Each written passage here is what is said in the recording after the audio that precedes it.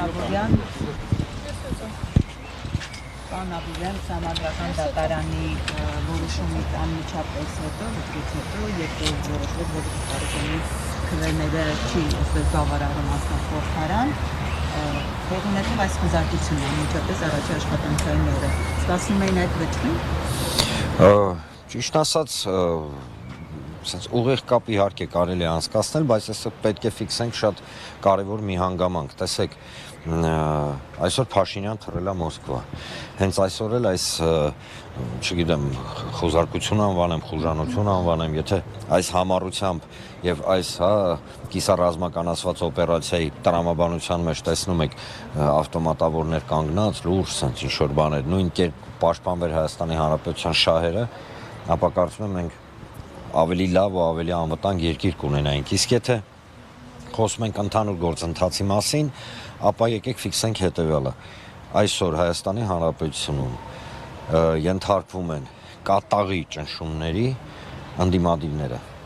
եւ ամենակատաղի ճնշումը դեպի Գագիկ Ծառուկյանը։ Եվ հարց տանք մեզ. ինչի համար է սա արվում։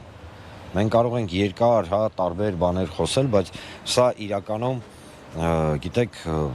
ֆաշիզմի ուղղակի դրսևորումն է, երբ որ իշխանությունը փորձում է ոչ թե լռեցնել, այլ ընդհանրապես փորձել չեզոքացնել ընդդիմադիր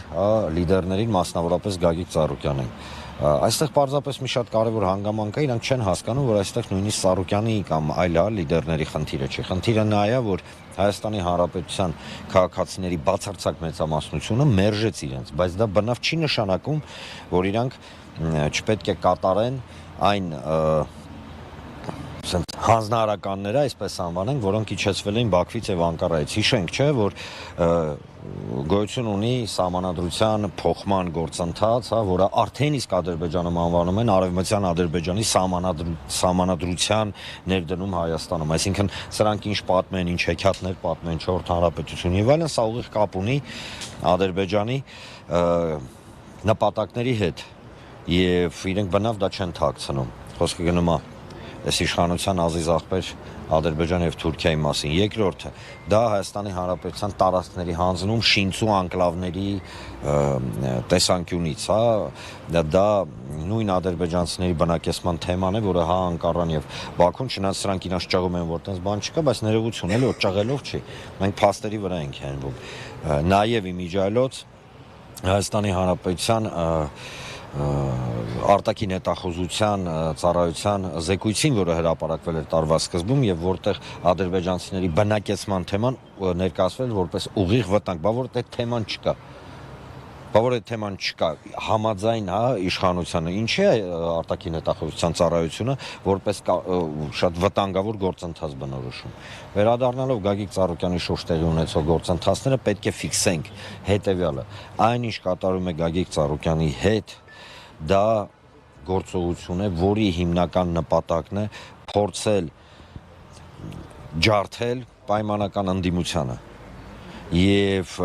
այստեղ շատ կարևոր է հասկանալ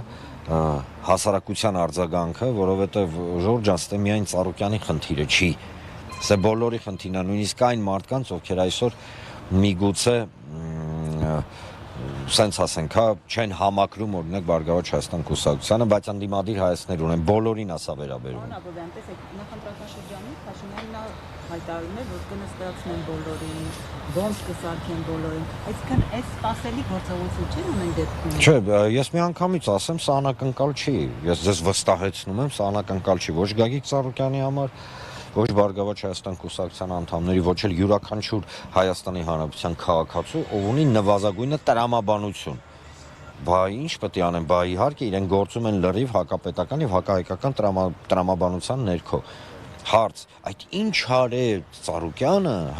որ որոշել են սենց առավոտ 7-ին ավտոմատավորներով, քիչ ամնում ուղաթիռներով իջնեն, չգիտեմ ինչ արել։ Դա շատ հետաքրքիր է, էլի։ Ինչ արել։ Բանը ասես որ վտանգավոր հանցագործների դեպքում են այսպիսի դիմակավորված եւ զենքերով գալիս։ Բան ինչ որ շոու անելու համար։ Այսինքն մարդուն, ով Առավոտից երեկո խոսում էր հանրային համերաշխության մասին, խոսում էր Հայաստանի Հանրապետության շահերի մասին, խոսում էր, որ պետք է դուրս գալ, հա, այս շրջանակից իրար խժռելու ատելու, ինքը տենց որակավորում է որպես բան, հա, հանցագործ։ Ես կարծում եմ հանցագործների որակավորումը մի քիչ այլ է, հա, եւ այստեղ այո շատ ճիշտ հարց եք տալիս, ինչ ասեմ, ըստ էության ունենք մի իրավիճակ, ֆիքսում ենք Հայաստանի Հանրապետությունում չի աշխատում սահմանադրություն, չի աշխատում ոչ մի բան ընդհանրապես։ Իսկ Սահմանադրական դատարանի որոշումը ինքը այնքանով էր կարևոր, որ եկեք ֆիքսենք Հայաստանի Հանրապետության սահմանադրությունը հրաժարվեց պաշտպանել Հայաստանի Հանրապետության Սահմանադրական դատարանը հրաժարվեց պաշտպանել Հայաստանի Հանրապետության սահմանադրությունը։ Իսկ այս ամենը արդեն ածանցյալն է այդ ամբողջ գլոբալ գործընթացի։ Երբ որ ասում եք նպատակ ամբողջ ընդդիմությանը կոտրել ջարդը, կարծում եք, որ սա տեղի է ունենալու մեր բոլոր ընդդիմադիրների հետ։ Ես չեմ կարող ասել հա անվանական մարդկանց մասին խոսել, բայց կարող եմ ասել հետևյալը. այն տրամաբանությունը, որին մենք ականատես ենք այսօր, այսինքն Հայաստանի Հանրապետության քաղաքացիների հայերի, որոնք հանդիսանում են Հայաստանի Հանրապետության օգտին, ջարդում է Հայաստանի Հանրապետության իշխանությունը, սա է, մնացածը ոնց Հաղթել են Նիկոլ Փաշինյանը այսպես իրեն հաղթած է համարում։ Այս ամեն ինչը ինչի՞ համար։ Դուք պատասխանեցիք ձեր հարցով, հենց ձեր հարցին։ Բա հաղթող մարդը sense կանի, ում է ինքը հաղթել, ում ժողովրդին է հաղթել։ Ում հասկանում եք, սա պետք է շատ հստակ հասկանալ։ Ում են իրանք հաղթել, հայ ժողովրդին։ Պարոն Աբովյան, Բարգավաճ Հայաստանը քաղաքացիական պայմանագրին ազգային ժողովում խանգարելու էր, ինչի հետևանքով ԿԸՀ-ն 3.996 հարյուրորդական ձայները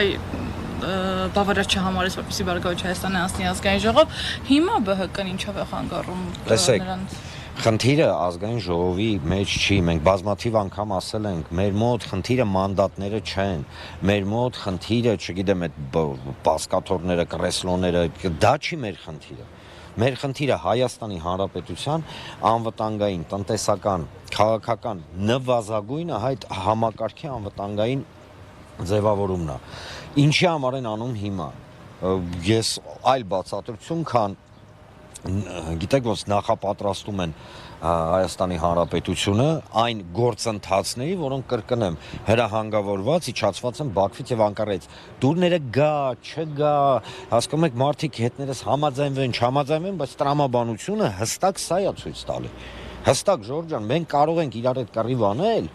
մածունը սևա թե սպիտակ, բայց դրանից ինքը սև չի դառնում, չէ՞։ Նույնը այստեղ։ Շատ պարզ, պարզունակ, շատ հստակ իրավիճակ է։ Շնորհակալություն։